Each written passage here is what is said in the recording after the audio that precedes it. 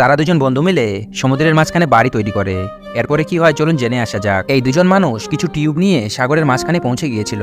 একজন তার জ্যাকেটটি খুলে সাগরে ঝাঁপ দেয় এবং টিউবের উপর গিয়ে বসে পড়ে। তারপর সে টিউবের ঢাকনা খুলে দেয় যাতে করে টিউবটি ধীরে ধীরে জলের ভিতরে ডুবে যেতে থাকে। তাদের মাথায় একটি ভাবনা আসে এবং তারা মিলে সাগরের মাঝখানে একটি মঞ্চ তৈরি করে।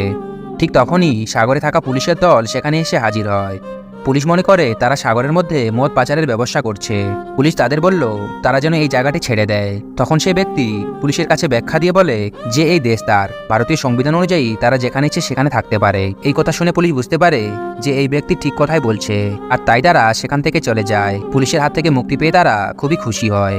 লোকটি সেখানে থাকা একটি নল থেকে এক গ্লাস পানি পান করে এবং তারা সেখানে আনন্দ এবং ফুর্তি করতে শুরু করে। কিছুক্ষণ পর সেখানে সন্ধ্যা হয়ে যায়। একজন বন্ধু জরুরি কাজ থাকায় সেখান থেকে চলে যেতে হয়। সেখানে থাকা তার বন্ধু একাই সাগরের খোলা বাতাস উপভোগ করছিল। হঠাৎ করে আকাশ থেকে প্রবল বৃষ্টি নামতে শুরু করে। দেখতে দেখতে তার ছাতা উড়ে যায় আর একটি বিশাল ঢেউ তার দিকে ছুটে আসে, যেন তাকে সেই ঢেউ গিলে ফেলবে।